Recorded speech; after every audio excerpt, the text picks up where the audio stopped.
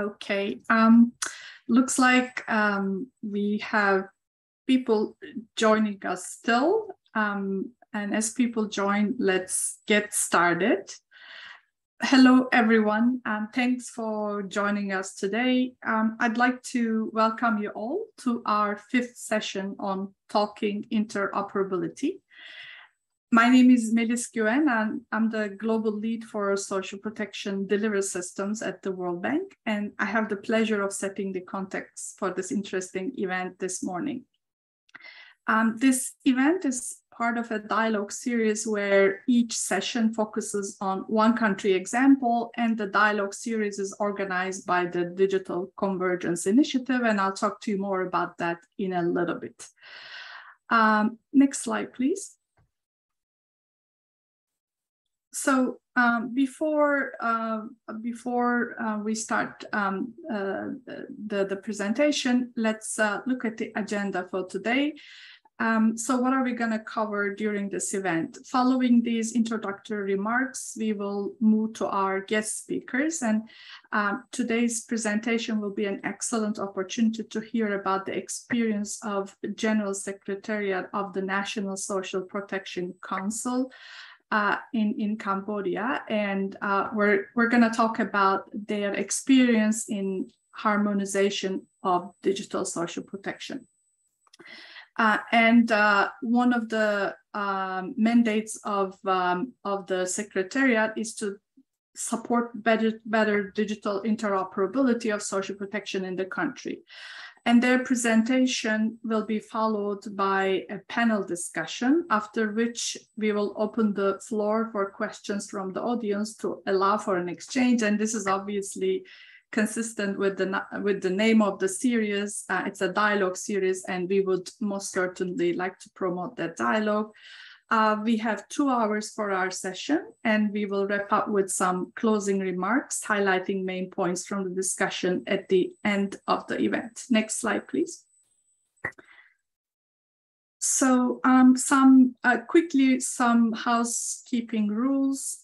Please ask your questions in the Q&A box, and you can share your comments or resources in the chat box. Please note that we have simultaneous interpretation today from and to Spanish and also French. Also, I'd like to let everyone know that the session will be recorded and made available following the session. Next slide, please. Now, just to provide you with some more background on this dialogue series, the Digital Convergence Initiative is a joint effort under the Universal Social Protection 2030, USP 2030 in short.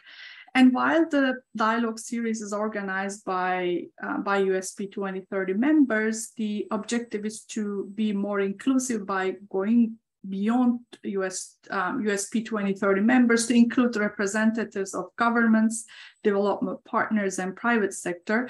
And this is towards creating a harmonized and interoperable digital ecosystem for social protection. So as you know, social protection relies on a number of digital solutions, from identification systems to social registries to payment systems and others. And there have been quite a lot of initiatives to develop digital solutions to support implementation of social protection in the recent years. And these initiatives have been accelerated during COVID. And the pandemic also underscored the importance of such digital-based systems in responding to the crisis as well, for the systems to be more shock responsive. And of course, there are other crises that are on the horizon, the food and fuel price increases, the refugee crisis because of the war in Ukraine, and of course, the enormous challenge of climate change. And all of these are very, very relevant for social protection, particularly for adaptive social protection. So it's really important that social protection systems are supported by robust delivery systems, leveraging technology, and it is possible to present better and integrated solutions to countries if these global digital initiatives that I mentioned earlier software can be interoperable and can be presented to countries as a package of solutions for them to then pick and choose depending on their needs. So the purpose of the Digital Convergence Initiative is to promote building consensus around standards with the objective to achieve interoperability. This would then allow to develop solutions that are interoperable, easy to use, easy to integrate, maintain, and scale based on globally agreed standards and guidelines. This would then allow to reduce time and costs of developing solutions at the country or program level. And it will also provide flexibility to countries to mix and match different components of different initiatives or develop in-house solutions based on these standards. And these standards would also aim to ensure that systems are future-proof by design. So they can be upgraded as they become obsolete and as maintenance becomes increasingly costly. Next slide, please. So this dialogue series is planned as a monthly series, and the objective is to facilitate in-depth technical conversations. Mainly, this series is an opportunity to talk about the nuts and bolts of country experiences, and specifically, we would like to promote learning and knowledge exchange on how countries design their social protection information systems for interoperability, and what were the challenges that they faced along the way and how those challenges were addressed. So we see this dialogue series as an excellent opportunity to learn about country experiences globally overall. Next slide, please. And so far, we've had 4 of these events on India, Karnataka State, Belgium, Turkey, and Chile. And recordings of these past events are available on Digital Convergence Initiative webpage. You can also reach these recordings on the socialprotection.org as well in case of interest. Next slide, please. So now it's time to introduce our panel, and we are delighted to have them join us today. Next slide. Our speakers from Cambodia are Mr. Samedy, the Deputy Secretary General of the General Secretariat for National Social Protection Council at the Ministry of Economy and Finance. Mr. Veasna Chhut, ICT specialist of General Affairs Department in the Secretariat at the Ministry of Economy and Finance again. And Mr. Michael Stahl, Embedded Advisor on Digital Health Protection at the Secretariat. And Michael will be supporting the Q&A session today. And we also have 2 discussants with us today who will share their reflections on the presentation, Jie Koh and Robert Palacios, and Anita Mittal will serve as the moderator for the event to facilitate the discussion. Next slide, please. So let me provide you more details about our panelists. Mr. Samedy, as the Deputy Secretary General of the Secretariat, he has led and substantially contributed to the establishment of the General Secretariat of National Social Protection Council. Currently, at the national level, he is accountable for monitoring and evaluation and digital transformation of national social protection, in addition to his other key roles in facilitating and monitoring the national social protection communication mechanism, international cooperation, development partners cooperation, social security regulator, and overall general affairs at the Secretariat. Next slide, please.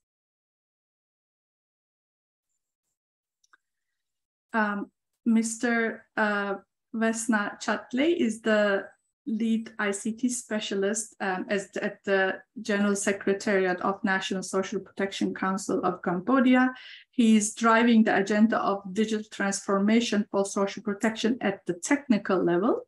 He has also been a lecturer in software development and cybersecurity at Build Bright University since 2017. Next slide, please.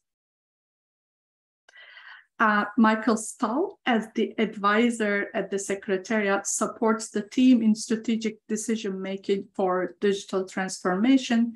He has more than 20 years of experience in social health protection, supporting various governments in reducing data fragmentation and creating digital investment opportunities. Next slide, please. Now, moving to our discussants, Koh is a program manager for social protection with the ILO in Cambodia. His work focuses on the development of the social protection systems by increasing capacity within national institutions through better adoption of technology, extending coverage, and improving benefits through enhanced coordination, frameworks and implementation, and improving accountability through monitoring and evaluation, policy, and strategy reviews. Next slide, please. And our second discussant, Robert Palacios, is a lead specialist for pensions and social insurance, and also a member of the Identification for Development and Government-to-Person Payments cross-sectoral initiatives at the World Bank. He was a member of the team that produced the World Bank's influential volume on international pension systems called the Averting the Old Age Crisis.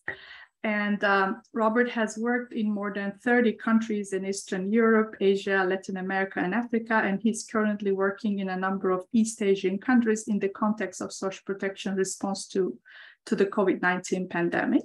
Next slide, please. And last but not least, Anita Mittal, our moderator today, is a senior advisor at GIZ and leads the Digital Convergence Initiative. She has extensive experience in the design and implementation of identification systems for client countries at the World Bank and e-governance applications in India. She earlier also has led the e-governance interoperability and standards project for the Ministry of ICT of Government of India, and also worked in private sector on software development. So these are the introductions, and with thanks to our panel, and without further ado, I'd like to hand it over to Anita to facilitate the discussion. And thank you all again for joining us today, and over to you, Anita. Thank you. Thank you, Melis. Thank you for setting the context and introducing the speakers for the session today. We're happy to have Cambodia, or the Kingdom of Cambodia, present their social protection journey and systems under the dialogue series. As Melis mentioned, we have had, this is the 5th session, we've had different countries at different level of readiness presenting their integrated systems. Last one was Chile, which has implemented a very well integrated systems with all the subcomponents working perfectly for quite some time. Whereas today what we will hear from Cambodia is something what is still in the works, what is working, how they're planning to achieve an integrated and interoperable system.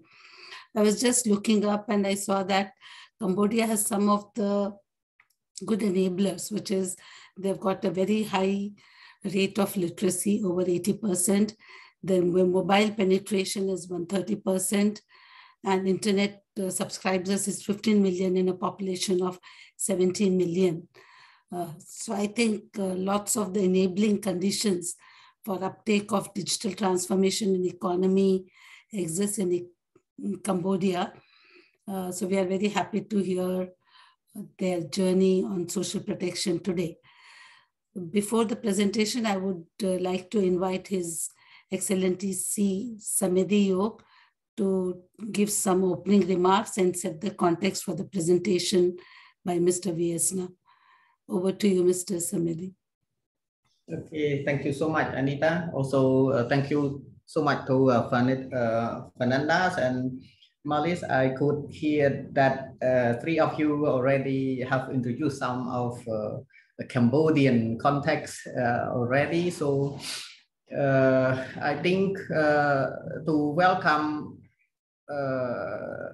all peoples around the world here. I would like to say good evening from Cambodia, and today it is I'm very happy, and it is my great pleasure to share how have Cambodia been doing, and how are we been dealing with especially the social protection agenda so far. So I'm having only 4 key points here. When at the same time, my colleagues Veasna will have more detailed presentations on how digital social protection in Cambodia has been going on. First, I could see that our colleague from the World Bank, Melis, already gave some introduction to who is the General Secretariat for the National Social Protection Council in Cambodia. Well, in short, in addition to what Melis already introduced, I could say that the GS-NSPC, or the General Secretariat for the National Social Protection Council in Cambodia, we are social protection policy coordinators. What I'm saying that we are a coordinator is that the council, with the name council here, we are having 11 members from 11 government ministry joining together to establish the council, with having the chairmen of the council from Ministry of Economy and Finance Cambodia. So it is why we call the council. And so far, the council have how to say put our focus on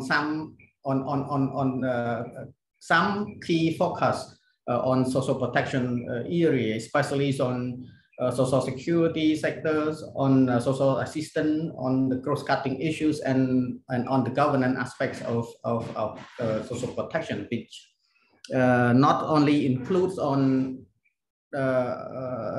policy coordination, not only on technical coordination. We also been dealing with lots of cross-cutting issues, especially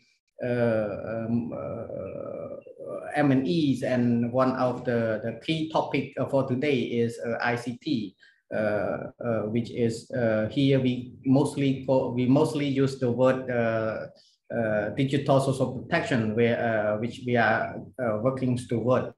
And with this, you might wonder why Cambodia also start a digital social protection agenda.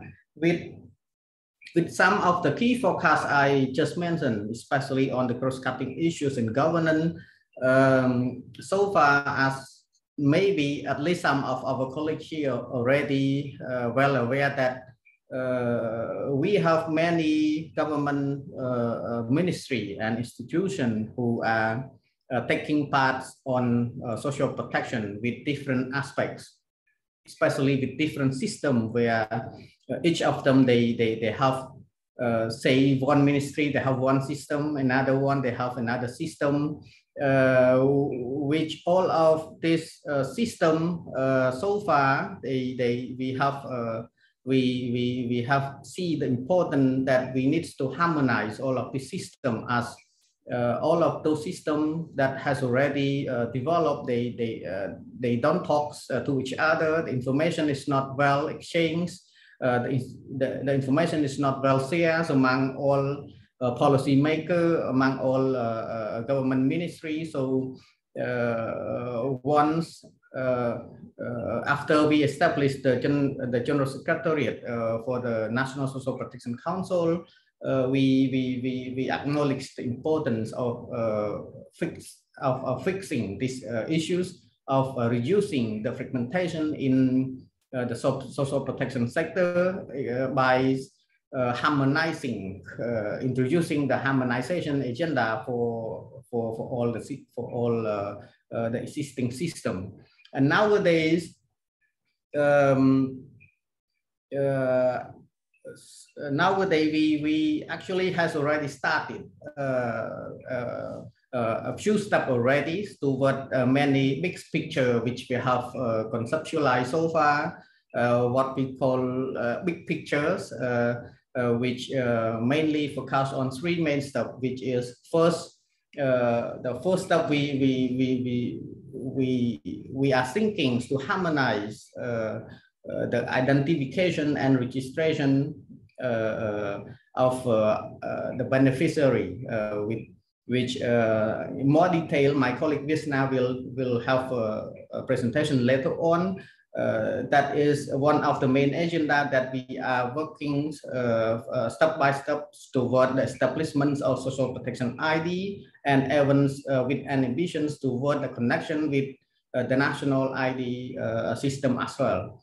The second step that we are moving toward is we are now starting to conceptualize on how could we integrate the operational platforms of all of those systems, because the system itself, starting with the identification and registration process, then the government would need to provide a benefit which to the beneficiary, which we also need to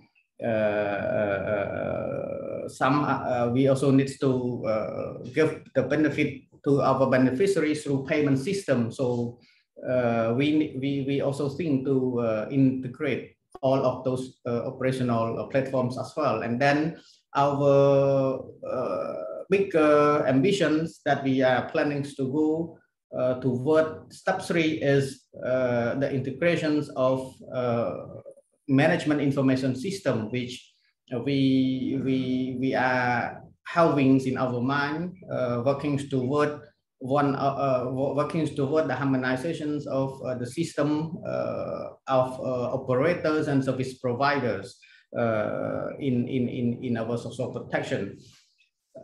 These are some of the key points that I would like to highlight here, and the details on how we have been working on, and the progress that we have made so far, and how has we been successful to kickstart all of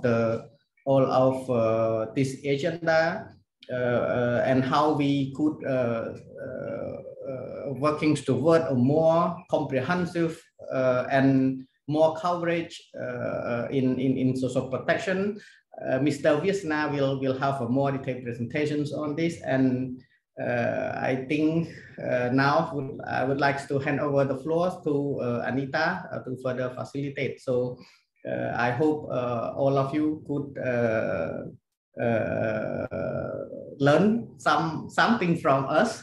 We also hope that we could share something from you as well, because we are still in our initial step, working toward bigger pictures. So we are so happy to share with all of you here, and I would like to give the floor to Anita. Thank you so much.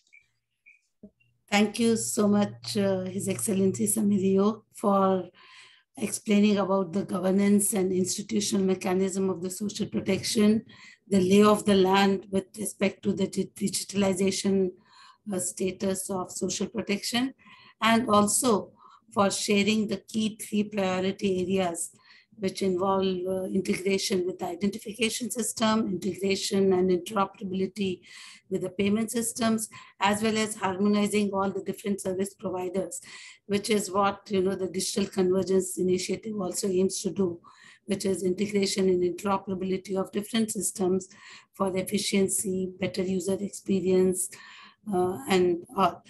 So, and we do feel that we will learn from Cambodia through the dialogue series, and also provide a forum to contribute to the solving the challenges or issues and connect you with experts who can guide in the framing and architecture of the Cambodia integrated systems. So with this, I'll probably invite now Mr. Veasna to present the social protection system of Cambodia. Over to you, Mr. Veasna. Thanks, Fernanda. Thanks, Anita, for giving me the floor. And a very good evening from Cambodia. And greeting all the distinguished participants and representatives from all the development partners and the government institutions. My name is Veasna. My working area is in the ICT specialist of the General Secretariat for the National Social Protection Council. I'm working in the, in the area of digital transformations in social protection in Cambodia. And today, it is my great pleasure to be a guest speaker in this event of the Global Dialogue Series on talking interoperability. And I will present on the Cambodia context regarding the harmonization of digital social protection in Cambodia. I would like to start my presentation with the brief of the background of the social protection in Cambodia.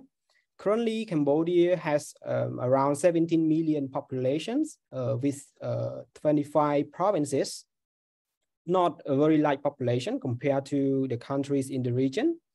In 2017, the government of the Kingdom of Cambodia has established the National Social Protection Councils, called NSPC in short, which His Excellency Mr. Samedy has mentioned earlier, that the NSPC here play a role on, the main role is to develop the social protection system and to ensure a better harmonization of different strategies, policies, and other social protection activities as well. And responsible for ensuring the coordination of multi-sectoral issues among the various ministries in Cambodia. NSPC has a General Secretariat for the National Social Protection Council, called GS-NSPC in short, as the coordination body, and one of its important roles is to resolve the fragmented issues, ensuring the efficiency and transparency of the program and schemes implementations, as well as support a better digital interoperability of social protection stakeholders in Cambodia. The GS-NSPC has also established in 2017. Here in this slide, I'm going to talk about the social protection stakeholders in Cambodia, all the key players that have been, we have been divided into three main parts. The first part is the policymaker, which consists of NSPC as an umbrella, the EXCO or the Executive Committee, responsible for the monitoring and supervising the implementation of relevant social protection policies and strategies, plans, and also shall report and give advice to the NSPCs as well. And the third box is the GS-NSPC acts as a coordination body, and we facilitate. The main role that I will focus and raise today is about the interoperability. The second part is the schemes and program operators, which operate independently by different institutions and government agencies. As you could see in the second box, we are having NSF, the National Social Security Fund, who are managing the social health insurance as well as the pensions for private sector. Ministry of Planning, MOP, they are managing the ID pool system. We also have PCA, NSFC, NFV, and PWDF, who are currently managing different programs and schemes. In the last box is the service providers, which we are having hospitals, banks, and wing agencies who play a very important roles in delivering services and protections to our citizens. The distinguished participants, I would like to take this opportunity to share a little bit more on the overview of social protection system in Cambodia. The social protection in Cambodia has two main pillars: the social assistance and the social security at the right-hand side. Social assistance consists of 4 program components such as emergency response, human capital development, vocational training, and welfare for vulnerable people.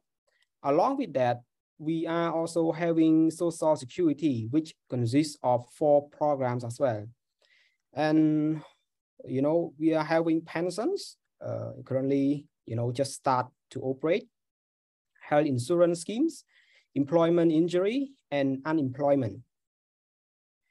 Within this program and scheme component, the government of the Kingdom of Cambodia has established many programs and schemes to support the citizens, especially the poor households and the vulnerable group.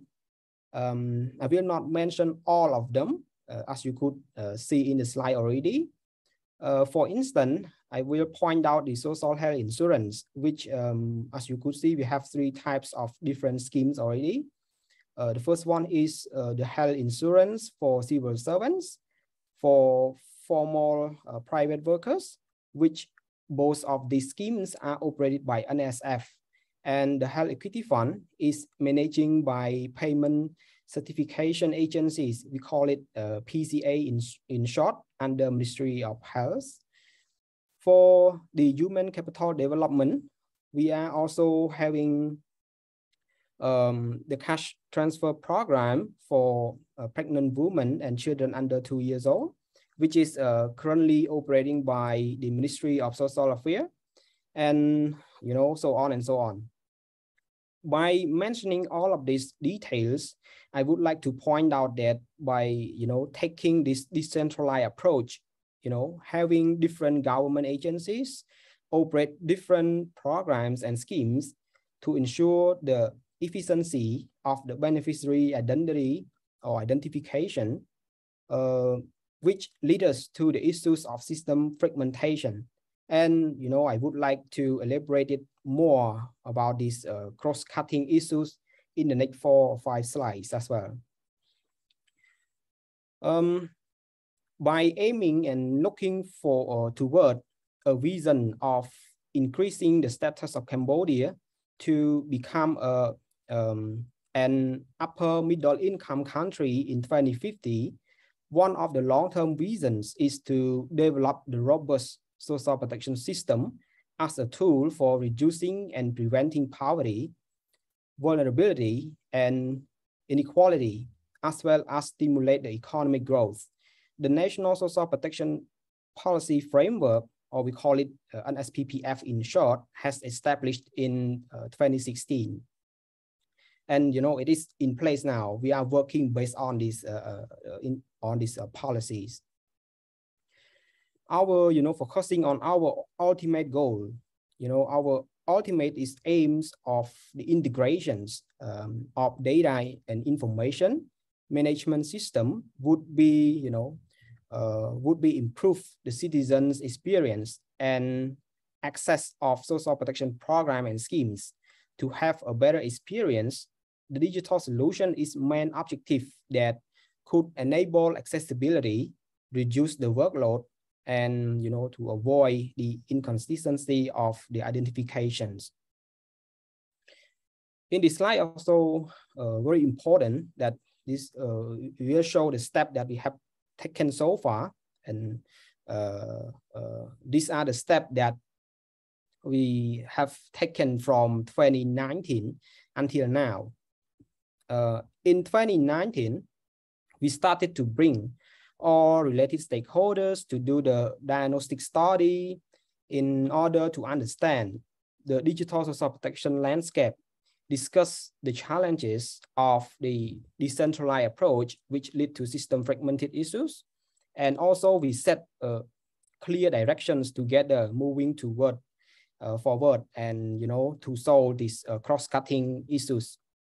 By 2020, the government of Kingdom of Cambodia established the decision on creating the technical working group for harmonization of the registration systems and data management, which consists of high-ranking members from around 11 ministries, working together toward building an interoperability system for social protection.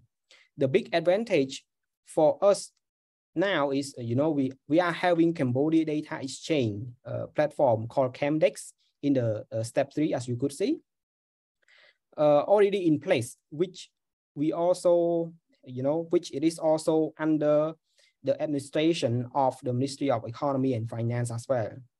And step 5, which we are currently implementing, is to build the interoperability pilot project to prove the linkages idea, which support by the Asian Development Bank, ADB, working, with many more stakeholders to, with the line ministries as well, especially on the health insurance sectors such as NSF, PCA, MOP, MOSWI, and Ministry of Interiors. In this year, we join hands with the stakeholders by having ADB and GIZ supports. We are in a stage of testing the establishment of the API connection to link the existing system in health insurance sector now with, with our social protection registry. Along with that, we are also developing the digital transformation strategic planning for social protection, which is in the 0 draft now, and in a stage of collecting inputs from all the stakeholders and development partners now. Last but not least, we are also working on developing the capacity building plan for the GS-NSPC teams, as well as the stakeholders, without enhancing their expertise in digital solution and strategic direction, we will not be able to move forward faster and efficiently. All the respective participants, we are aware of the system fragmented issues which occurred in many countries and in Cambodia as well. As I mentioned earlier, we have, we are having many government agencies and institutions that are operating different programs and schemes which require them to develop their own management information system. In some schemes, they have more than one management information system, or MIS, or even databases or registries, as you could see at the bottom of the slide. In the health insurance side, we are having even more than 2 databases or registries, I would say. This led us to the problem of the duplicate identification. For example, one person need to spend their time, to follow each, registration procedure, and, as well as each system will generate a different unique identity or identifier for one physical body. Now, even me is holding more than 3 cards to identify my identity. The second problem is, unable to exchange the data.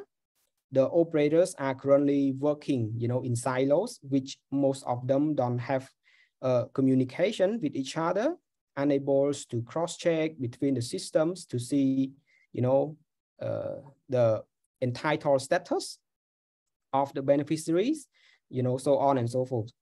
Or even in the case that some of the operators established the API connections to exchange the data, it is still in the bilateral way of doing that without, a type of proper, proper data exchange mechanism or standard. The third one, redundant works and processes. Due to the decentralization approach is taken, at the commune village or the service providers have to use many platforms to serve different schemes and programs. and the beneficiary and the vulnerable people need to register into the specific scheme, follow certain criteria differently, which is time consuming and inefficient. The fourth one, talking about the inconsistent of data, currently in the pilot project implementation stage, after we deep dive into the stakeholder data sets, we could address, we could see that the main issues of the data inconsistency, most of them, because most of them are storing the data in a different format. For example, the address, address code, some of them are storing as strings, or some of them are storing as code, or they come up with their own format. And another example is the date of birth. In different systems are storing different formats as well. Most importantly, the issues of the typo in the first name and last name fields. For an instance, we don't have a single source of truth to verify this identity information yet, because the COVS system is not yet ready, and most of the people will receive the Khmer ID or the national ID card only the people above 15 years old. To resolve these fragmented issues, the GS-NSPC and the technical working group have decided to move forward with a unique digital social protection ID for the individual, which we are currently in the development stage right now. As I mentioned earlier about the fragmented and identification issues, our future system perspective is to move from the monolithic or silo system into the harmonized and interoperable digital ecosystem, in which the joint beneficiary registry or the social protection registry will play a very important role as a central social protection registry to enable the data exchange and data transmission mechanism. Identity deduplication generate a unique digital social protection ID, as well as link this new ID with the existing IDs to enable the data synchronization. I will elaborate more about this in the next few slides. The key components that support this trend, the central beneficiary or central social protection registry, consists of data storage, software, and infrastructure. The infrastructure here and the data storage are already in place, and we are currently using the data center of the Ministry of Economy and Finance. The Central Social Protection Registry here will contain only the identification data of the beneficiaries and the target people who are potentially could entitle, or enroll into the program or schemes. The third point, we guarantee the uniqueness of the physical body image in the level of biometric through the validation with the national Khmer ID system. However, for an instant, we could validate the identity above 15 years old only. The last point will help, solve the identification challenge for HSPIS. The system belongs to the National Social Security Fund. PMOS is a system of the payment certification agencies, and the ID pool of Ministry of Planning, extra. This diagram shows the process flow of the identification between the operators' databases and datasets with the Central Social Protection Registry by having the Cambodia Data Exchange, CAMDX, as the interoperability layer. I will also mention more about the CAMDX platform in the next slides as well. Since we had started conceptualizing the, conceptualizing the IPs or the CRVS is a key data source that we consider it as the single source of truth. But, after many rounds of discussions with Ministry of Interior, we found out that not all the citizens' identities are stored in the CRVS database. And, the people above 15 will have a Khmer IDs as well. This is a big challenge for us. So what are the digital solutions to tackle this blocking point?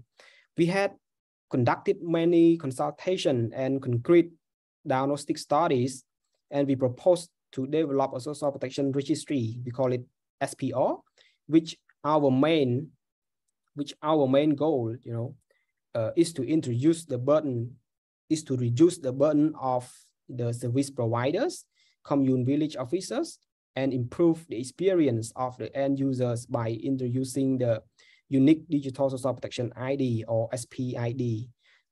And this SPID will also link to, all the IDs that were generated by the operators. By doing so, we could enable the data cross-check, and having the single identity for the beneficiary and potential beneficiaries. By having the architecture in place, we are working toward less fragmentation by defining the data exchange standard for social protection, make use of the existing CAMDH platform, also engaging the stakeholders and introducing the SPR to enable the interoperability as an ecosystem. And eventually, and also more importantly, our goal is to working toward a unique ID. Let's say one ID for all, so that people don't need to carry with them many cards to identify whether he is a Mr. A or Mr. B. They just need one card, or even they use a single sign-on on phones to to identify, to authenticate their their identity. The role of CAMDX here, by mentioning a lot about CAMDX, I just want to point it out. What is the role of CAMDX exactly here? Basically, the main goal of CAMDX is to build an infrastructure that allow for establishing, effortless access to the data in government databases, both public, services and private sectors as well, without compromising the security and ownership of the data, with minimal technical changes in the existing information system. In short, CAMDH is facilitating only the data exchange, and CAMDH won't store any data. They only provide, a unified data exchange standard, provide a secure overlay network for the data transmission, unified API infrastructure for interoperability, and CAMDX can be scalable. Moreover, CAMDX platform adopted, we adopted this CAMDX platform from the X-Road model from Estonia. By having, I would say, the ground of the infrastructure in place, we are able to work further to reduce the fragmented issues of redundant work processes and inconsistency of the data by mapping the similar work process, introduce an integrated digital social protection platform, providing a verification service to our operators to verify the identity with the social protection registry, SPR. And also we enable the connections to the CRVS database as well to verify the identity from all our operators. The last one, the API infrastructure for the data synchronization from the various stakeholders within the scope of health insurance schemes. This is the digital infrastructure explanation. As you could see, we are having the civil registration in place. It is, currently up and running, and also responsible institution is the Ministry of Interiors. But as I mentioned earlier, only people above 15 that having the identity registered in the COVS database. The social protection registry is currently under the development stage. I would not say GS-NSPC, own the SPO, but all the NSPC members that join hands that I also mentioned earlier, we are having the technical working group. So this technical working group, join hands and to develop these social protection registries. The payment platform, I would say the integrated one, we still facing the issues of the payment gateway, which we are, conduct the diagnostic study now to building the payment gateways, as well as not building, because we also one of our key player in Ministry of Economy and Finance start to develop this already, but we are currently in the stage of conducting this diagnostic study on the integrated payment for the social protection specifically. Also under the development, the grievance redressal and the National Social Protection Digital Platform also under the development. The data exchange platform is up and running by the Digital Startup Center, also under Ministry of Economy and Finance. The full-fledged data center also, we are having it in place as well. This is the big picture of the future digital social protection. Most of our stakeholders have seen this blue picture many times already. It's very simple that we divided into 3 main blocks. If you see in the first block here, we have many MIS or many management information systems operated by many operators or the service providers, and all of the MIS has a common functionalities, which they are doing outreach communication and then check the eligibility, enroll the beneficiary or the vulnerable people, doing the cash transfer, payment, disbursement, and also the service delivery. And all of them are having the beneficiary or member management module and many more. But I would mention only all of these functionalities because all of their systems are having this, and it is duplicate, and duplicate not only the function but the work at the commune village, at the service provider side as well. So we introduced the second pillar, or the second blocks, is the integrated operational platform, which we introduced the integrated beneficiary management. It is in a stage of testing, testing the idea, testing the technical concept that we are having in 2 districts now.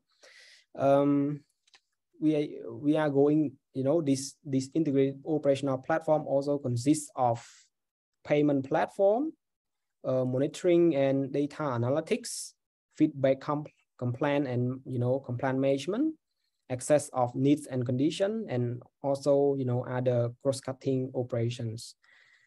The most important part here, we are talking about the identification and the registries.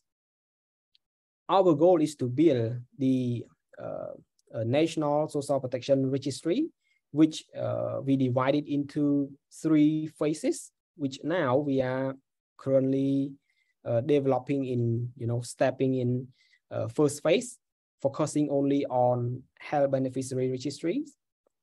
So only the health insurance side, which I mentioned earlier, we're working with NSF, PCA, MOP, and also include CDPs as well at Mosavi. This after this phase 1, we will expand it to the Social Security Registry, which we expanded to another 3 schemes and programs, and then later on we scale it up to the rest of the program and scheme in social protection. This registry will store only the identification information of the beneficiary, as well as we are having the social registry here, which store all the information or the data of the potential. The data here, I mean the identity of all the potential potential beneficiary, which not entitled with by scheme and program yet, but likely potentially in the future they could be entitled by any schemes. Like now we are launching pension schemes, so most of them likely will receive that pensions even they are working in the private sectors. And apart from that, we also include the connection with the IPs and Khmer ID. Take this ID as the primary key, so that in the future we could cross-check the identity, our identity in the social protection registry with the IPs or the COVS system as well, to see to ensure the data consistency. The interoperability pilot project here. I think these are the summary of what we have been doing so far with the pilot project, or we could say it is a showcase project that we are working to establish a joint social protection registry to connect, and we are by having the beneficiary around 10,000 records from 4 stakeholders such as PCA, NSF, MOP, and ID pool on board. Basically, we start with the defining the master data sets to connect the existing software solution of the 4 stakeholders to the registry. I could tell you that it is such a challenge for us, because 4 of this system or databases or the registries that they are having, storing the data, the identity data in different format. Even just a small case of the date of birth, we have to map between their format into our format, from our format to their format when we push the data back and forth. This is in the stage of establish the connection. So that's such a challenge, but we still went through that. Creating a unique lifelong digital social protection ID. Whenever that the stakeholders register a new beneficiary, now they have to push or post the request to our SPO to check whether this person exists in another scheme or not, and this person has already registered to receive the social protection ID or not. If not exist, and then we generate a new unique SP ID for that, and then all stakeholders will need to store that new unique ID, so that in the future they could also use their card or the new ID that we generated to to enable the possibility of using one card for all or one unique ID for all. The third one is to gaining a good understanding of the deduplication efforts. We are having million records in all, just talking about the health insurance schemes.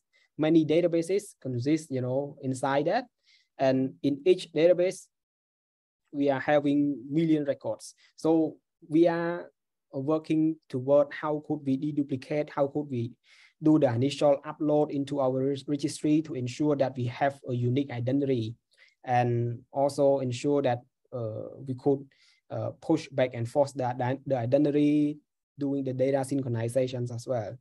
So this is also a step that have been taken in this pilot project. The fourth one is the we establish the connection for all the stakeholders to do the data exchange. We use the Cambodia Data Exchange, or CamDX, as a secure interoperability layer, so that it is like a private network that could ensure that only the connection established only from SPO to the ministry's database or infrastructure. So no one else beside that network could access this connection. So we ensure the security of the data. The last one is we enable the beneficiary citizen identity verification with MOI. This is also a big challenge for us as well. Along with the SPO development, we are also developing the integrated digital social protection system. We call it IDSPS, which is the platform, not the registry, but the platform consists of the common, I would say common functionalities that I mentioned earlier from the first block in our ultimate goal, which will provide the flexibility to all the stakeholders, and especially the new schemes that does not have the sophisticated IT solution in place, so that they don't need to develop it from scratch, but instead we have the integrated platform one that they could adopt, or they could use it directly just to create their schemes, and then our system we develop in the sense of dynamic, so that we could configure the registration form based on their needs, something like that. I think we come to the conclusion, and I would like to express my sincere thanks to the Digital Convergence Initiatives that organize this crucial event, and thanks to the development partners that have been supporting this digital social protection activities in Cambodia, particularly to the interoperability system, which step by step make the social protections data more reliable, integrity and secure as an ecosystem. Finally, I thanks to all the participants here for paying attention. I would like to end my presentations here. Thank you very much. Over the floor to you, Anita. Yeah, thank you, Veasna, for that very lucid presentation explaining your journey to developing an interoperable system through the 5-step process, with the first step being the diagnostic and the 5th step being the pilot of integrating 4 systems. So we would look forward to hearing from you sometime later, after a few months or a year, on the results and lessons learned from this pilot and the way forward. So I think one quick question that I would like to ask before inviting our discussants is, I've been hearing about this SPID, which I presume it is at an individual level. Do you also have any identification for identifying the household? Do you have any household ID? And which is the database which will be showing that household ID? Yes, Anita, thanks for this is a very good question. And we addressed it so far that from the beginning, we are thinking toward the unique ID for the individual only. But in the stage of piloting, we address that, okay, in order to connect with ID pool system, because their system storing the, they structuring their data as the household base, which, they assign the unique ID to households as well. Now we are in the stage of, conceptualizing to make the identity, the SPID for the individual, which we add the relation for the household structures as well. So we take that, as a family tree. That this is what we are currently conceptualizing and developing as well. We don't have the unique household ID for the specific social protection registry. This is the answer. Okay, thanks. Good to hear.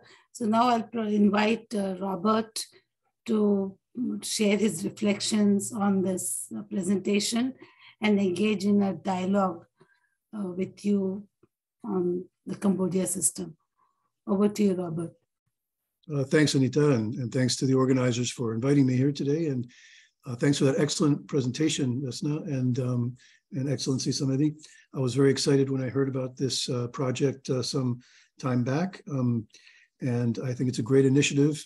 We at the World Bank are supporting this type of initiative in a number of countries in this region. We're supporting this in the Philippines and Vietnam, and hopefully in Indonesia and even Thailand, where I live these days. who is now considering trying to go down the same road that you're going. So in some ways, you're conceptually ahead of some of your peers in the region.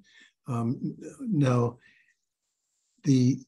some of the countries are in a different stage of a starting point for what they can do with the building blocks that they have. And so, this type of interoperability for a social protection system, we definitely think is the future. Most countries, all countries essentially started with silos, silo programs, silo systems. I work in social insurance more than in social assistance, and those two usually never talked, and usually the social insurance had the better systems because they had more money, particularly in the early years when they were collecting contributions and they didn't have expenditures. And that's a very typical pattern across the world. But now what's happening is that there's a recognized need for the systems to talk to each other. And when we saw the COVID response, we saw that the ability to respond really depended on their ability to have databases that they could look at quickly to identify who was in need, who was in the informal sector that should receive support. And we can talk about that at a different time, but I think there were lessons from that experience that in this region, in East Asia, we're seeing a lot of action now following the pandemic. So those building blocks, a few reflections, if I can, include things like having a good digital interface with your population. And Anita mentioned some of the enablers of that. You have very high mobile phone penetration rate. In fact, I see digital payments really taking off now and everybody having a smartphone in Cambodia. The central common data standards, which you're working on across government databases, the CAMX, you have that piece in place. That's another building block. And data protection and data sharing rules and regulations. So, but the building blocks really begin with the identification system. And here, I don't mean the ID poor, because the term ID poor, unfortunately, sort of has some connotation of being associated with how you identify people, pure identification, which is not. It's really trying to determine whether they are eligible for a program.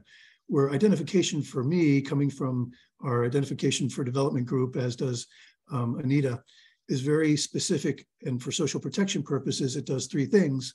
It ensures that I do have that one source of truth, and I do have that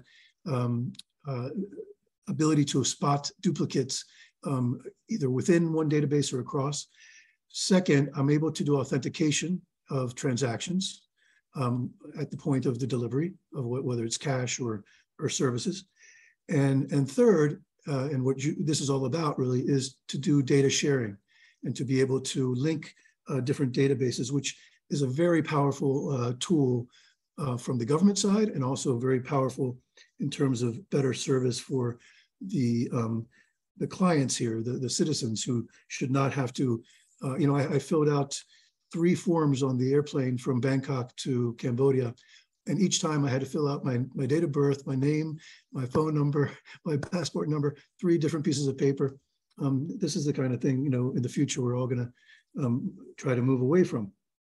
So I had 3 sort of questions or things to talk about. One is on the first building block, this national ID. So I was wondering, what was the rationale for deciding you're going to do a specific social sector ID? Some countries just use the foundational ID, in this case, like the Khmer ID. Vietnam, for example, is doing this. They're using the national ID number as the unique identifier. They're not adding a layer. I can think of some good reasons for doing it, but I'm wondering what your rationale was for doing that. I have a couple of other questions on ID, but well, let me ask 2 more questions on ID and then I'll turn it over. In addition to that question, what issues do you foresee? And you mentioned some of them already. So on the one hand, you have an issue with under 15s. And that, I guess, has to do with getting the birth registration process complete, high coverage, and I think you do have relatively high coverage, but digitized. Here, Vietnam is fairly advanced. They had recently completed their digitization and centralization of their birth registration records. And when a child is born, the national ID is issued, the number is issued to the child. So the national ID comes from one ministry of the Interior, but the civil registration is run by a different ministry, but they've linked up so that that child is immediately issued a unique number. And then that number is sent to the Vietnam Social Security Administration so that that child can be listed as covered by health insurance for that policy. So there is some, I think, outside of your project, there may be some important reforms to be done that will make your project, much more viable. And the last thing, I guess, is whether the Ministry of Interior has the capacity to do the things that you need it to do, or are you going to build, for example, an authentication layer on top of this that will not involve the Ministry of the Interior being involved in that. So these are some questions about the ID, and maybe I have two other topics I would like to raise if we have time. But I'll listen to Anita. She'll tell me when to stop. So let me start with that.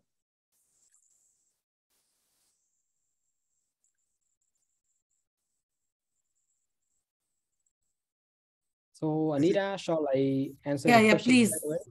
Okay. Yeah. Thank you. Thanks very much for type of reflections on the presentations and for your questions as well. This is a very good question from you, Robert.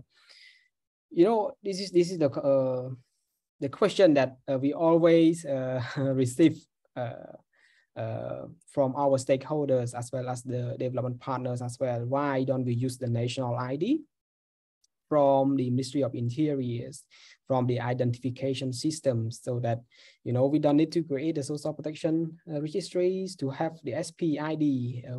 Why we already have the the ground infrastructure of doing that? Why we do another database to identify the citizens?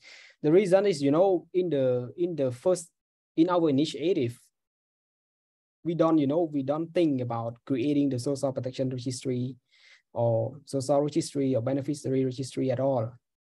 We aim for using the identification ID from, especially Khmer IDs as the primary keys to link all of other IDs in Cambodia. But when we do the diagnostic study, at that times, the data is not yet consistent. This is the first one. Only half of the data is digitalized, is in the database, half of it on the paper. And at that time, we met a challenge of having, above 15 years old that will receive the Khmer ID. Below that, we don't have any IDs to, address or to identify the physical body image. This is the reason that we decided to, but we discussed in the technical working group among the 11 ministries, and we are looking the countries around the regions to see what will they do. And of course, you're raising the Vietnam case that they are having, they are taking the national IDs as a single source of truth and link other IDs together. But unfortunately, we could not do that based on the reasons that I mentioned earlier.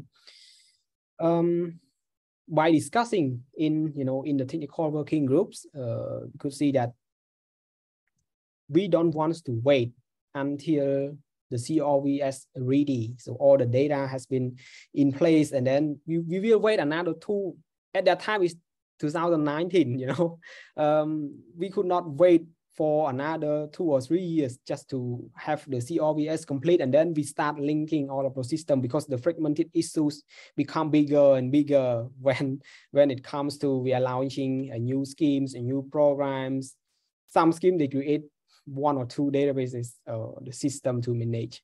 So we decided to create the registry, which we have a rooms to link with the national ID later on. So that is the win-win policies that we could think within the 11 ministries. So we came up with that idea.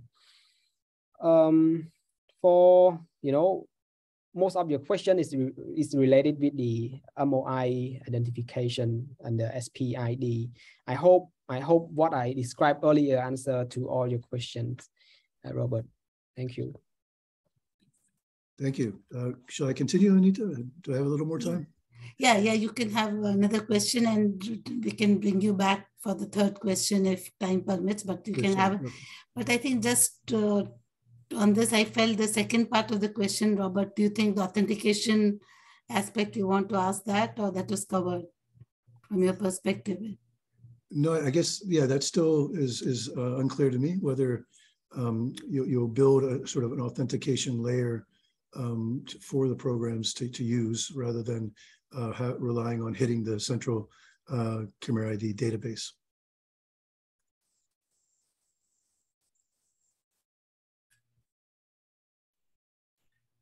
So if I can probably rephrase this question, Veasna, the question is that, you know, when people want to identify themselves, is an online authentication possible, or do you have to do a API level check only by the system? Can people identify online? Yeah, okay. Sorry, I didn't get your question earlier, Robert. I think now I got the questions. So the process of identifications here, we don't have any online platform for now to identify the physical body image, you know, to receive, for example, receive the benefit, receive the service. We still use, or the citizens or the beneficiaries still use the existing systems of the service provider side, for example, an NSF. They provide, let's say, easier than that, Mosavi, they are providing cash transfer for pregnant women. They are having the CTP system, which we have to go and identify themselves. So they have a card, the ID of the credit card, so that they type it into the CTP system and then send it to ID pools to validate whether this person is eligible as the poor people or poor household or not, something like that. It is importantly that to state it that, you know, all the system has connections to each other. So the establishment of the API connection that allow all of the system talk with each other is the main priorities, as well as having the SPO in the middle to ensure the consistency of the data, allow that we have the API connection for them so that they could post the data for us to verify whether this is the unique person, identity. So we just respond back to them, okay, this person is valid to receive the benefit, something like that. So it is still on the API-based communication, which is the approach that we are taking. Thank you. Thanks. So another kind of reflection I've had, you know, talking to practitioners who have been involved in your position, doing what you're trying to do. For example, in Chile, we had a colleague who joined the World Bank after spending 5 years trying to do what you're doing in Chile, maybe 15 to 20 years ago. And her presentation would always emphasize the fact that a lot of the challenge was less technical than it was institutional, and trying to get the various stakeholders to play together and to cooperate, particularly share, you know, losing some control in a sense of their data and having to show their data, expose their data, and see the problems that their data have. What I'm thinking about when I have talked to His Excellency about this is that how the NSPC is quite a useful entity in this situation, because many countries do not have a National Social Protection Council like this, which brings, you already have sort of the stakeholders all sitting at a table together. And so I'm wondering if my hunch, if my guess is right, that is something that has helped facilitate things. when we talk to some other countries, we almost have to say, you have to set up something like that to actually be able to get this thing done. So that's my other kind of question reflection. Anita, I just will sneak in there that I am interested in hearing about how they are planning to deal with the longer term. So you've got the NSSF and the health insurance and ID poor, including the ID poor people, but that will still leave a large non-poor informal sector out there. And in order to be able to respond to COVID and to respond to crises that happened that come along, we're going to want to have data on all those individuals and households as well. So if there has been any thinking about beyond this first and second stage where you're dealing with the existing databases, and there's been discussion about collecting data on 2 million informal sector workers. I've heard that was announced at some point in Cambodia. So is that something that could help fill that gap? So I'll stop there. Sorry if I've overextended, Anita. No worries. I'll let Veasna respond to both the queries. Yes. Thanks very much. I think this is also very good questions as well.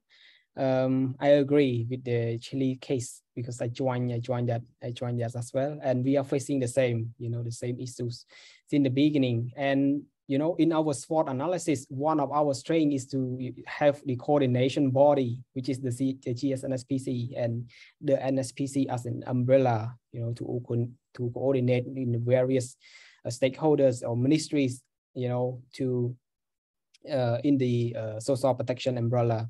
So about the coordination, yes, we spent almost 2 years to set the right directions, to engage all the stakeholders on the same table, talking on the challenges, address all the challenges, and then set the direction what we are going to do together. We need to join hand, and then this is the direction we go together toward the harmonization, something like that. This consultation took us 1.5 to 2 years, and at the same time, we are having the diagnostic study concept. We are starting the conceptualization as well. So from 2019 to 2021, we got the technical concept in place, all the stakeholders' consents, and we are ready to kick off. And now we spend, 1 year already to be on board on the, kick off the implementation, the development phase.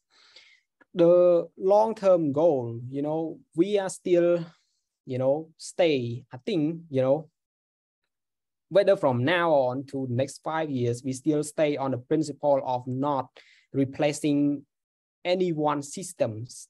We are working together to just link and make sure that we could manage the unique identity, and then we could have the identity linked with all the identity or the unique identifiers issued by different ministries and our operators as well. So all of those systems will remain the same. They could enhance or improve their operational systems to make it more efficient. But at the same time, we need to establish the connections to ensure that we could manage the identity of our beneficiaries and the identification well at in the central social protection registries. I think this is the long-term goal that we are having, and now I think up to 2023 we are still focusing on the health insurance side. Besides that, in long-term goal, we will expand it to the social security. All the scheme under social security will be linked. And then the later stage, which is I show you in the blue picture, in the phase 3, we will engage all the schemes and programs in the social protections to link as an ecosystem. This is our long-term goal. Over. Thank you very much. Yeah, thanks, Robert. I'll probably bring you again, time permitting. But now I'll probably move on to requesting Finn to share his reflections and engage in a dialogue with the presenters on this. Over to you, Finn. Thank you. Thank you, Anita. Thank you, Veasna. Thank you, Excellency Samedy, for the excellent presentation. I think I share many similar thoughts with what Robert has shared. And I do have, two broader questions, and some very specific questions, but I would like to start with the broader question because I see that Robert has already touched on it, and I would like to build on it. So I think Robert mentioned, some of these big challenges. It's often in coordination, to get different stakeholders to work together, sharing data to implement kind of digital social protection, a unique digital social protection ID that's an interoperability between different IT systems of the different stakeholders.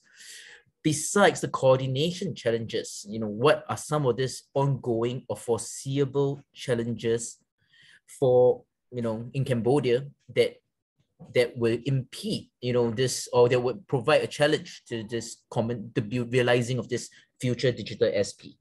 Specifically, are there any challenges related to human capital, IT infrastructure, or maybe digital penetration or digital awareness of the population in Cambodia? One example I would like to bring out is I recall holding a workshop here in Cambodia where I asked a lot of this civil servants in one of the ministries and institutions if they have we were talking about digitalization, and I was asking them if they had actually bought a plane ticket. So most of them, half of them or most of them would have raised their hands. And then I went on to give the example of how you could, using the booking system online, to make the changes of your flight tickets, to add baggages, to add food, etc., add these other services into it. And that's when I lost the audience. And I was wondering why. And then I asked the second question, and I realized that almost everyone who raised their hands and said they have bought an air ticket bought it through a travel agent instead of going online, to buy the plane ticket themselves. So I'm aware that digital awareness, or the say digital penetration within the population may still be limited. So do you see that as a challenge? Thanks, Finn. This is also a very good questions. The ongoing or foreseen challenges, beside what I have mentioned earlier, I think the main, I would rather divide it into 4 factors or 4 main challenges. The first one is the human resource. It is really limited. We are in the difficulty of finding the resourceful person at the technical level, as well as related with the social protection itself. It is challenging to find the resource to workings together for all the stakeholders as well. They are really difficult in the difficulty of finding the resourceful persons which have the knowledge related with the topic that we are talking here. The second one is about the regulation and legislations regarding the cybersecurity, the data privacy, and information and type of policies as well. How to, all of this policy is missing here. But we are having Ministry of Interior is drafting the cybersecurity law now, and based on that, we are also expose all of these challenges in our digital transformation strategic planning as well, but it is in the draft version right now, which we are going to work on that legislation or type of policies in the upcoming months. The third one is the improving and modernize the existing ICT systems, which it is coming into the financial resources again. It is it will be require a lot of investments to build the type of robust ICT system for each scheme and programs. At the program level, that's why we are thinking about the integrated operational platform one in the middle, whether they could embed or they could make use of the integrated one without developing or without having the budget spend or the investment at the program level much. The last one is the stakeholders and development partners coordination. Most of the schemes and program operators, they have received the technical assistance from many development partners, develop their own system, which is good. We think which is good, but without taking or without bearing the visions of harmonizing in one direction, that GS-NSPC tries to get the people on board, trying to show the direction, trying to show the challenges and the advantage of harmonizations. So if they don't bear with it, in the future, they need to develop it again to establish the connections, to adjust their system. So this type of coordination, we have to we are not talking only with the ministries, but also we need to join hands with the development partners as well to understand this direction, which these 4 factors are also mentioning in the digital strategic planning as well. I'm not sure that my colleague haven't heard from Michael yet. I don't know if Michael wanted to say something. Okay. Michael, do you want to add something? Yes, thank you very much, Veasna. Hello, everyone. My name is Michael Stahl. I'm an embedded advisor working very closely with Mr. Veasna and the team. I just want to make a comment to what Robert pointed out, the organizational challenges and the transformation of organizations. What we realized 2 years ago when we worked on the general overall concept was that people had very little understanding what digital interoperability actually means. And everyone was scared to give up their existing systems because they considered data sharing as giving up power. And it was very challenging to get the stakeholders on board. And this was the idea when this pilot project, which was well presented by Mr. Veasna, got founded. And we realized we need to get stakeholders on board first to make them excited about interoperability. What does it mean? What does it not mean? And how can we get people on board that they are actively willing to share data and to understand the value of having better connected systems? And I would fully agree on what Robert already said. This challenge is much bigger than the technical challenge, and we are very happy that we set it up in the right way. We got stakeholders on board, and this interoperability pilot project will now hopefully reinforce what we said. You will have a value if you connect to the central registry. It's not just for the GS-NSPC to pull data out, it has a value for yourself. And yes, it is challenging. Thank you. Thank you, Michael. I do have a second question that I think is a bit more specific, and it's related to the point that both yourself and Veasna has added to. I mean, just also a very quick reflection. I think having an integrated operational platform if it is conceived as one system for all operators, I think it's very ambitious. I'm not sure if this is ever possible, but an interoperable system across different operators is definitely something that I think has been achieved by many countries around the world. My question actually focuses a little bit more into the question, of standards and bearing in mind that harmonization of systems, different systems, is often a moving target. As you try to harmonize system A and system B, system C comes up, and then you want to make sure that C works with A and B, and so on and so forth. So it's very interesting to hear that in the Ministry of Technology, they are already working on cybersecurity law, which is I would say, a standard that should be applied across all systems in Cambodia.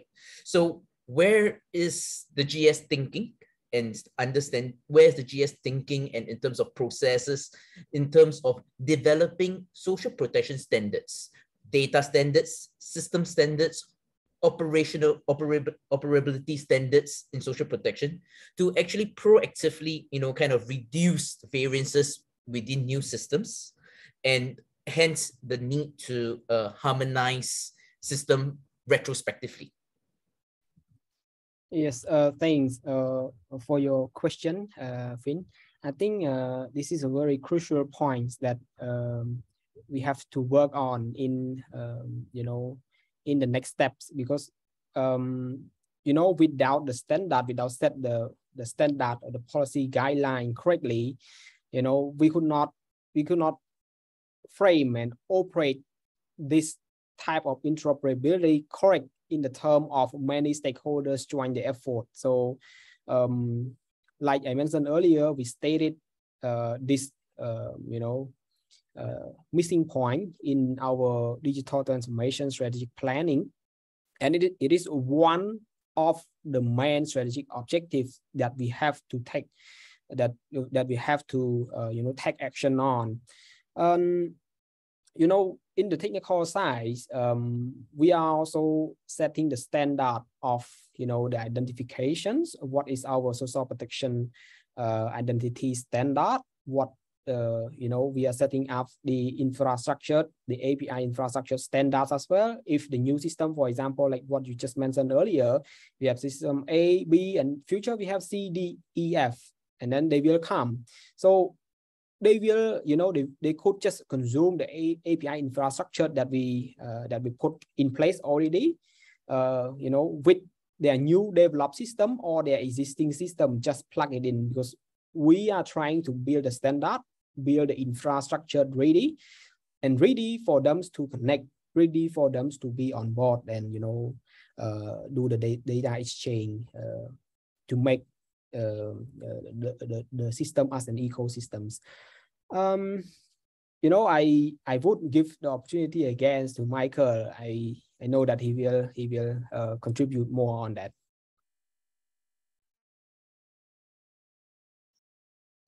Yes, thank you very much, Veasna. I think when it comes to developing standards, we should separate the technical standard from the procedural standard, in my opinion. And I think on the technical level, our ongoing pilot project will give us a lot of hints where we need to standardize processes on the technical side. As Veasna already said, master data set is a big word. So what does that mean? It basically means having a standardized data set so that systems can communicate with each other, to put it in easy words. But at the same time, we may need standards on the cybersecurity side or on the procedural side of registration or deregistration. And honestly speaking, I don't think we have enough standards in place. This is definitely something we need to work on. At the moment, we're very much diving into the technical standards and requirements, which comes through the nature of this pilot project. And CamDX will help us with that. But yes, I would say there is a need to discuss more standards beyond the technical standards only.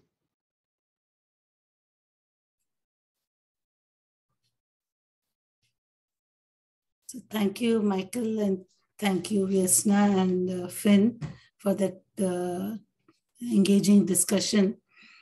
And I think on the standards under the Digital Convergence Initiative, we are coming up with data standards, process standards, and technical standards, which will be shared at Digital Public Goods. I hope some of these would be of value to Cambodia, and we would love to hear your feedback if they don't work in your context, so that we can refine and revise the standards for the benefit of the whole SP community. With this, I'll probably just take a couple of questions that we have got from the audience, and to see if we still have time left, we can give it back to our discussants for a couple of more questions.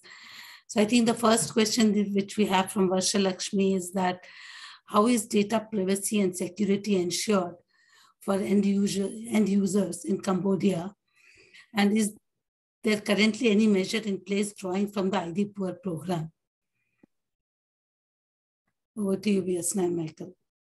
Yes, thank you. And I think, again, for the data privacies and data security, we are having CamDX play a very important role to ensure. And then we have, CamDX is working on the regulations to set the data standard, because all of the identity, all of data transmission will go through this data exchange platform.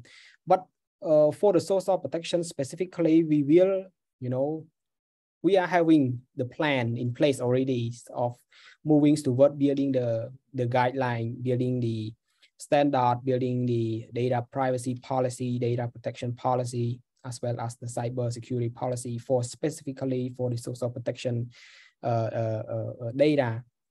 But as of now, we don't have all of this policy or guideline in place yet. We are trying, we just take a step into testing the interoperability.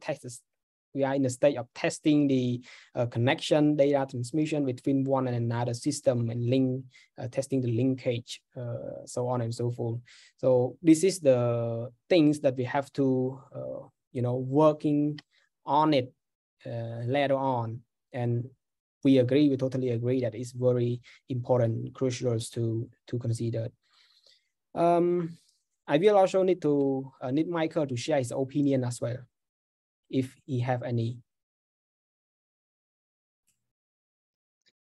I have to admit I have not more to share. The CamDX is a golden key for us at the moment, because they are really the glue for the technical interoperability while keeping all the security measures in place. So I have not much to add here. Thank you.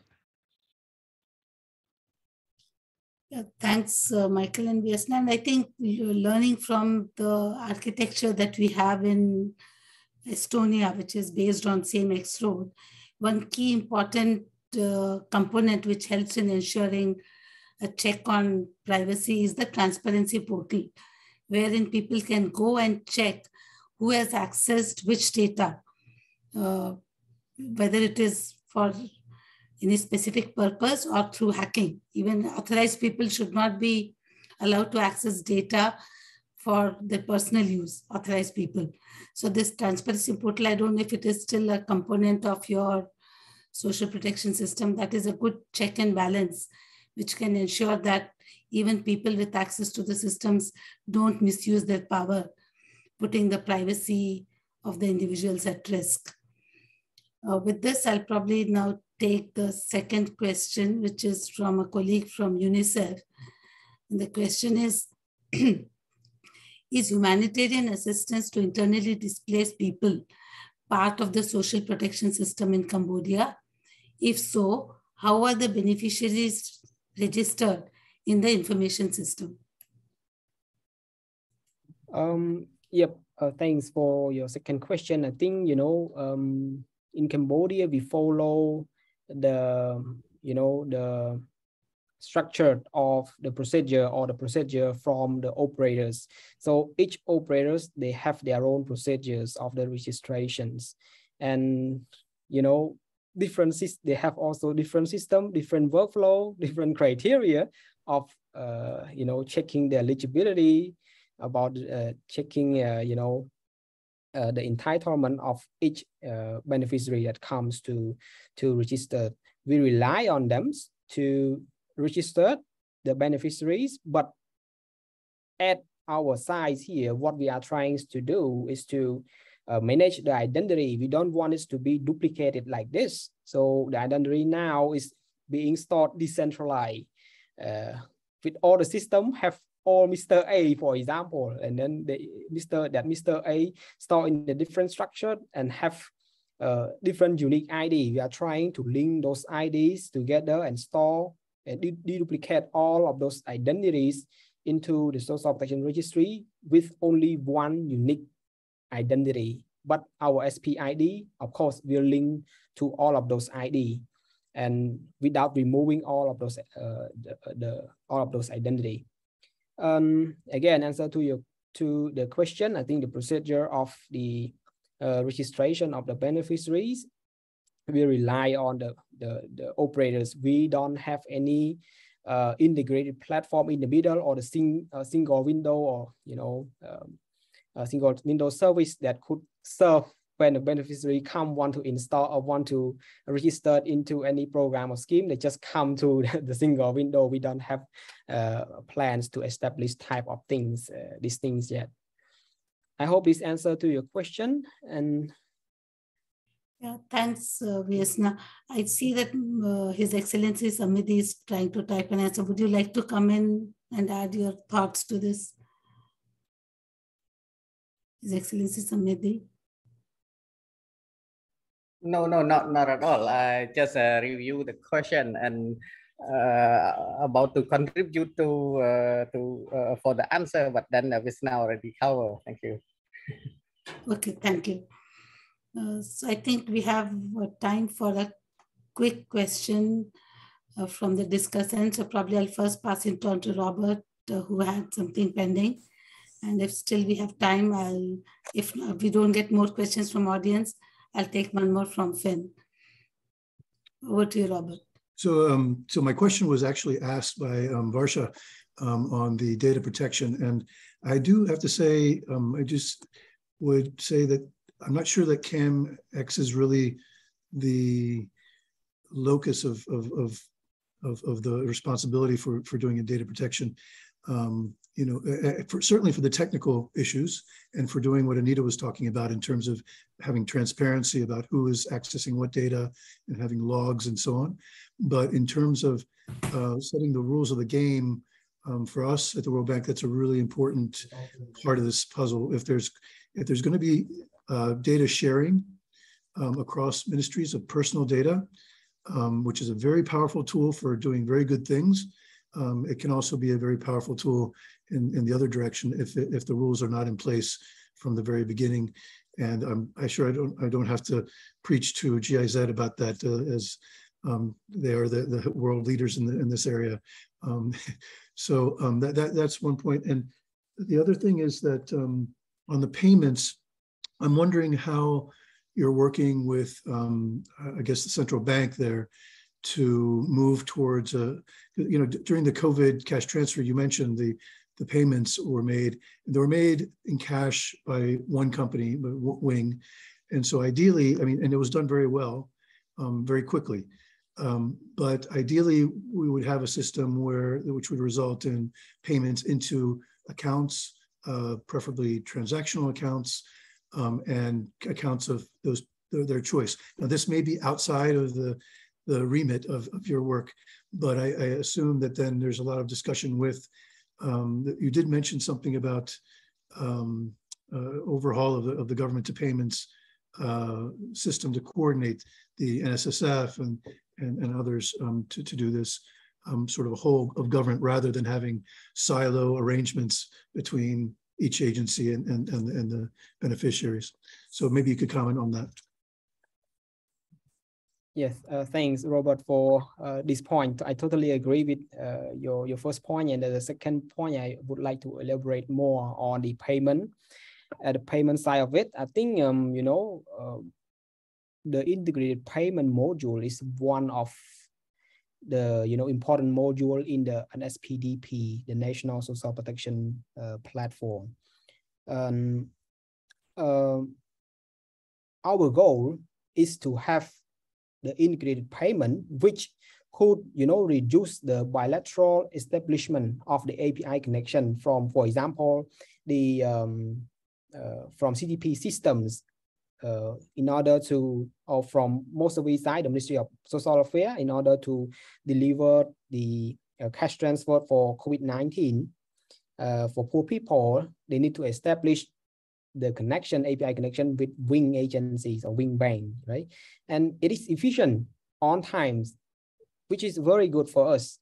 very good for the citizens as well. But this approach is still in bilateral way. So in the future, if you have any schemes or program, for example, city COVID, they want to do the cash transfer, they need to establish the connection again, again and again bilaterally. So another scheme will come to another service providers, bank agencies, open up the bank account, different banks, something like that.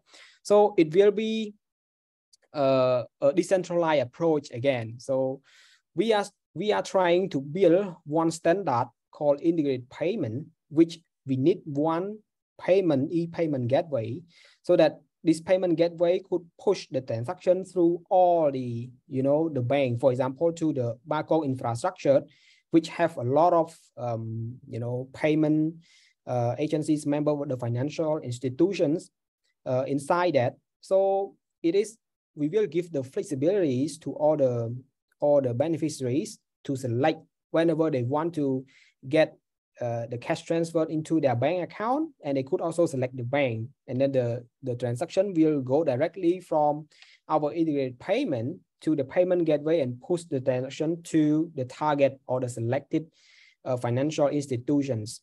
And this integrated payment will play a very important role to reduce those bilateral establishment of the API connection. For example, in the future, if you have new schemes that want to do the cash transfer, they just use or they just consume the API of the integrated payments, and the payment will be made and will be supported by the existing infrastructure that we set up in place with the integrated payment platform, with the e-payment gateway, and then the transaction could be made. This is a bit talking in the technical side, and I still want to hear from Michael if he has any opinion on that. Thank you, Veasna. I think you explained it very well what we are planning, and what I want to add here is that this is nothing what we expect to happen overnight. It requires a lot of consultation meetings with the payment provider, with the government, with potential agents. I mean, Wing was mentioned already, and I think this is probably something we can achieve in the next 1, 2 to 3 years, and nothing we will do by the end of the year, for example. But apart from that, I think, Veasna, you explained it very well. I have little to add. Thank you. Yeah, thanks, Veasna and Michael. I think we are reaching the end close of the session, but I'll probably take this last question from the audience, which is, are there any steps taken to ensure better and complete coverage to the rural areas? This is a follow-up question from Varsha.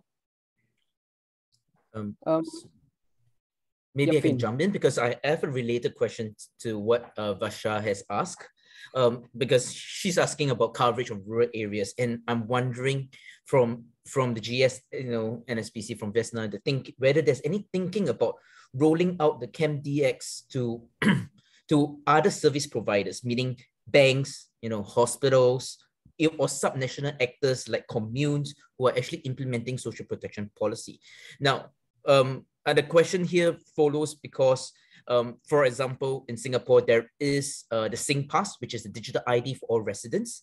But for the businesses, they could access the SingPass system through a lighter platform called MyInfo, which allows them to call to the database and receive and do verification of individuals, do KYC, e-KYC of people. So is there any kind of thinking, because this would definitely help to ensure better coverage, especially to rural areas? Yes, thanks for the question from the audience, and as well as what Finn has raised earlier. I think this is also the crucial points that need to expose in this sessions as well. I think regarding the CamDX, it is just the supporting infrastructure, supporting the data exchange. Whether we use it or not is the decision of the stakeholders. And you are talking about e-KYCs that also being I would say we launched it already, not from GS-NSPC side, but from one of the institutions under Ministry of Economy and Finance as well. And that would play a very important role, you know, in order to identify the, we call it electronic know your customers. And that, you know, it reduced the burden of having many accounts at the same time, and also making sure that we have the mechanism of identifying the beneficiaries, identifying the customers as well. It works in that context.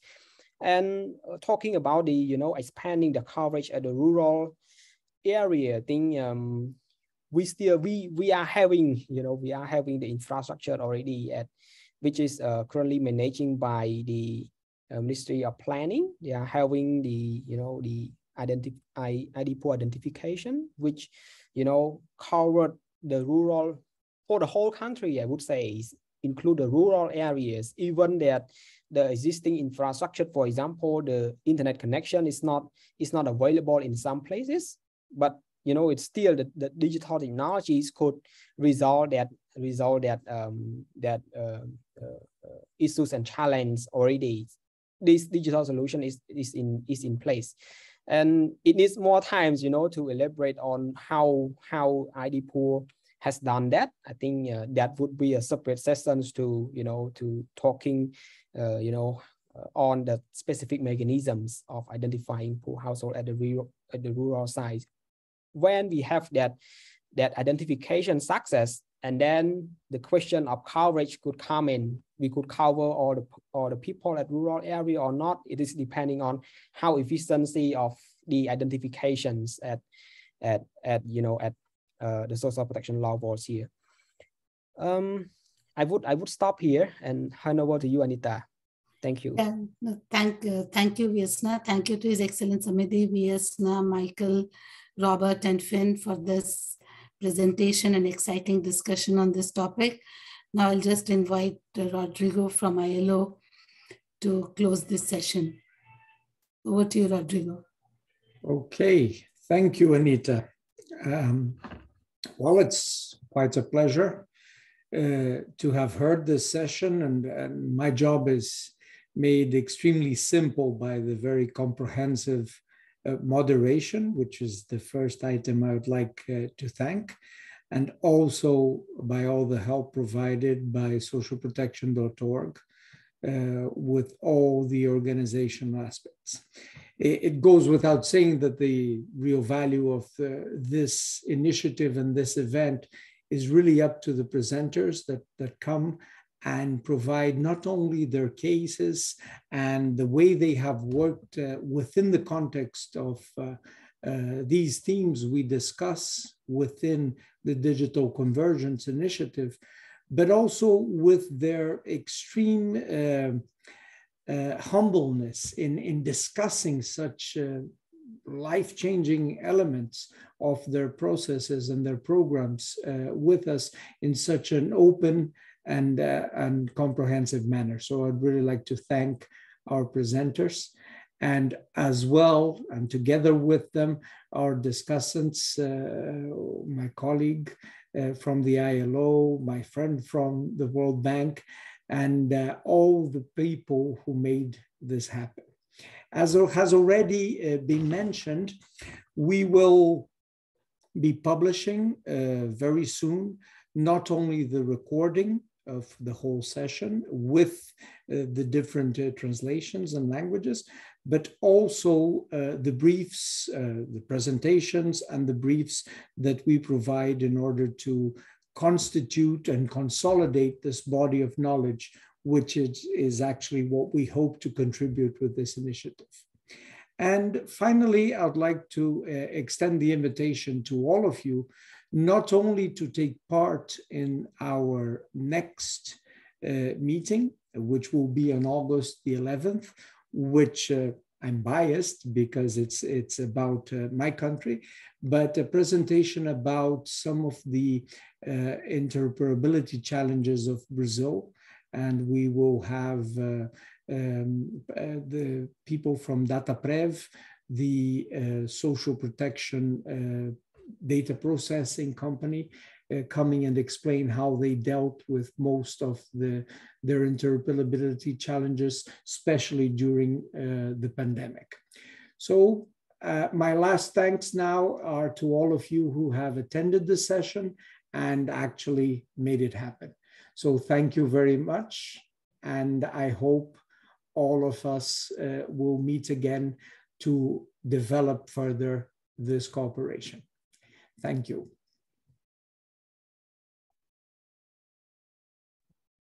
Thank you very much.